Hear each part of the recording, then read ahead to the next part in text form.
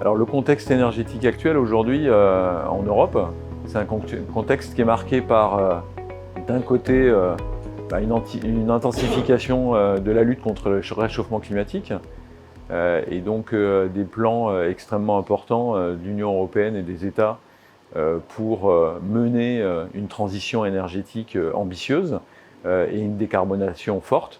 Donc nous, ce qu'on constate chez nos clients, c'est des plans de décarbonation extrêmement importants pour diminuer leur empreinte carbone et faire des économies d'énergie. Et puis, dans le contexte actuel, le deuxième facteur qui s'est énormément renforcé et qui, lui, est plutôt nouveau, c'est évidemment un contexte de prix de l'énergie qui ont explosé et qui fait que les clients, ils ont aussi aujourd'hui une incitation économique très importante pour faire ces économies d'énergie. Donc un double levier, un levier environnemental, climatique et un levier économique qui convergent aujourd'hui pour pousser l'ensemble de nos clients dans le B2B à faire des économies d'énergie et à diminuer leur empreinte carbone. Donc actuellement, nous sommes dans un contexte énergétique très particulier. Avec le post-Covid et la guerre en Ukraine, le prix du kilowattheure a vraiment explosé. Le prix du kilowattheure est supérieur à 300 € du mégawattheure en ce moment. Donc les installations en autoconsommation sont une réponse à ce contexte. Je vois au moins deux enjeux. Un enjeu économique. Les coûts des énergies augmentent et continueront d'augmenter continuellement à l'avenir.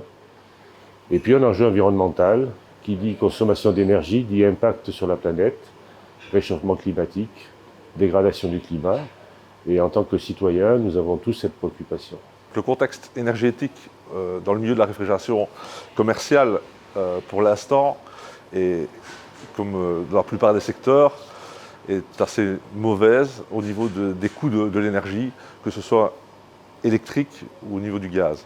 Les enjeux actuels sont particulièrement critiques pour bon nombre de sociétés. La plupart des sociétés qui ont un process industriel ont depuis très longtemps dans leur structure de coûts une attention toute particulière qui est portée au coût de l'énergie.